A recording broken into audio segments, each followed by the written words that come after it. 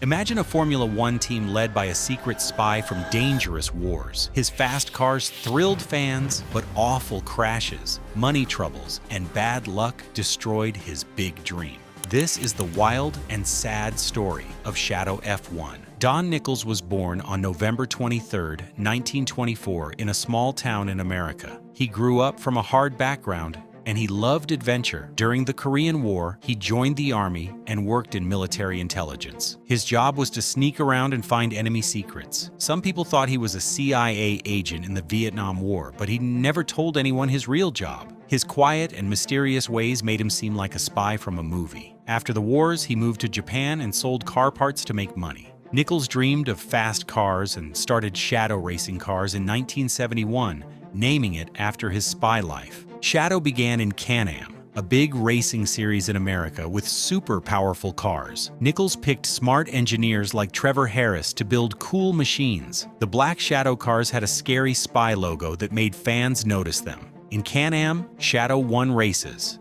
and got people excited. But Nichols' dream was very big as he wanted to race in Formula One, the biggest car racing league in the world. In 1973, he took Shadow to F1 with big dreams of winning. He hired young drivers like Jackie Oliver and George Follmer to race. Fans thought this new team with a spy boss was super cool. The 1973 season was Shadow's first shot at F1 glory. Their black DN1 car looked awesome, but broke down a lot. George Follmer surprised everyone by getting third place in Spain, his very first F1 race. Fans cheered loud for this small team taking on giants like Ferrari and Lotus. Nichols worked hard to find sponsors to pay for the expensive races. The team drove on famous tracks like Monaco, Silverstone, and Spa. Oliver and Follmer gave it their all even when their cars failed. Shadow felt like a team from an action movie. In 1974, Shadow got a big star driver named Peter Revson. He came from a rich family that owned a famous makeup company called Revlon. Revson was handsome and had won races in Can-Am and IndyCar. Fans adored him because he was charming and fast. During a test at Kialami in South Africa, his car's suspension broke. He crashed hard into a wall and died at age 35. The Shadow team was crushed, and his death shocked the whole world. Nichols pushed the team to keep racing, but losing Revson was a big loss for them. After Revson's death, Shadow needed new drivers to keep going. They signed Jean-Pierre, who was a fast French driver and known for his wild style. Tom Pryce, a shy young driver from Wales, also joined. Pryce was super quick and loved racing more than anything. In 1975, he won a non-championship race at Brands Hatch in England. Shadow's black cars looked like they came from a spy film, which made them interesting. Nichols found new sponsors to build better cars. Shadow was a small team, but they had big dreams of beating the top teams. The 1975 season was Shadow's best year in F1. Tom Pryce scored points in tough races like Germany and Austria. Jarier got pole position in Brazil as well. Nichols' spy past stayed a secret, but it made the team exciting. The Shadow cars were faster, but still had problems breaking down. Nichols worked day and night to keep Shadow in the race. In 1976, Shadow kept fighting with Pryce and Jarier.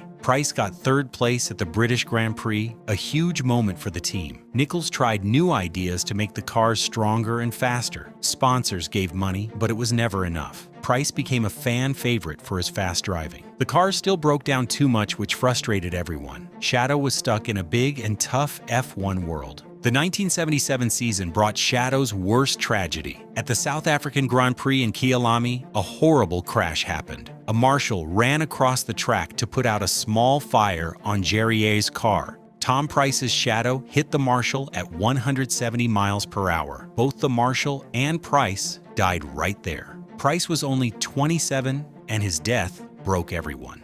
Shadow kept racing, but the team felt lost and sad. After Pryce's death, Shadow tried to stay strong. They hired Alan Jones, an Australian driver who loved to win.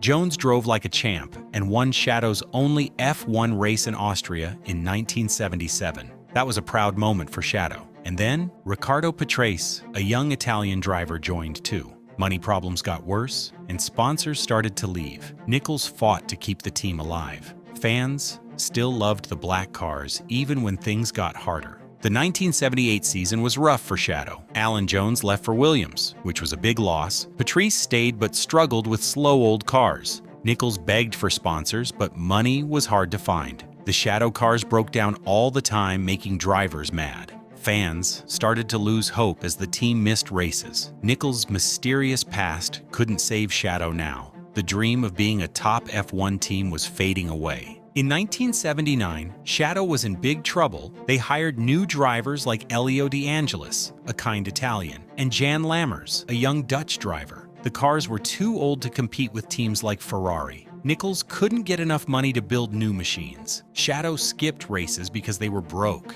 Everyone felt sad watching the black cars struggle. Everyone knew the team was close to the end. By 1980, Shadow had nothing left. They ran out of money completely. Nichols tried to sell the team, but no one wanted it. Shadow missed almost every race that year. The team shut down for good, ending their F1 story. Nichols left racing and lived a quiet life, keeping his spy past a secret. The Black Shadow cars were gone, but fans still remembered them. Shadow's tale was full of heart, speed, and sadness. Shadow's numbers show how tough their journey was. They raced in 112 Grand Prix over 8 years. They won just one race, the 1977 Austrian Grand Prix with Alan Jones. The team scored 32.5 points, way less than big teams like Lotus or Ferrari. Two amazing drivers, Peter Revson and Tom Pryce, died in Shadow cars. Nichols' dream started with hope but ended in pain. Shadow proved how hard it is to win in F1. Don Nichols vanished from racing after Shadow's end in 1980. He was a mystery man, and now he was out of the spotlight. Nichols moved back to America and lived quietly in California. He stopped talking about his CIA past or racing dreams. Some said he worked on small car projects, but nothing big. Nichols stayed private until he passed away in 2017 at age 92. His secret life left fans wondering about the spy who loved speed. But in 2020, everything changed. The Shadow name came back in a new way. An Italian businessman, Bernardo Manfredi, bought the rights to use it. He started a company in Italy called Shadow Racing Cars. It wasn't for F1, but for tuning fancy cars and racing in NASCAR's Euro Series. Manfredi's team built sleek cars called Shadow DNM8. Fans were excited to see the black spy logo again. The new Shadow aimed to honor Nichols' old dream. The new Shadow team raced in Europe's NASCAR series in 2021. Their driver, Francesco Garisto, got 5th place with 2 podiums. The team used 2 cars, numbers 16 and 17, with drivers like Claudio Capelli. They worked with a group called Race Art Technology to make fast cars. Shadow's base moved to Belate, Italy, far from Nichols' old Northampton shop. The cars looked tough, just like the old F1 machines. Fans loved seeing Shadow's name on tracks again. Young racers dreamed of driving for the new team.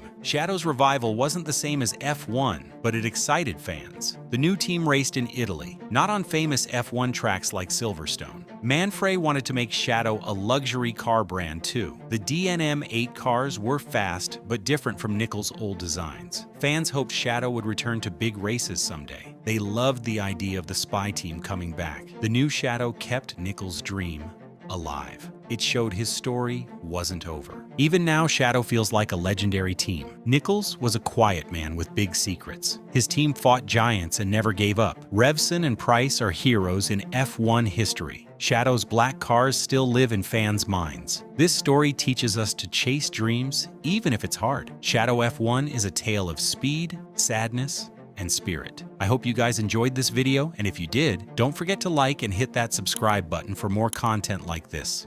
And I'll see you in the next one.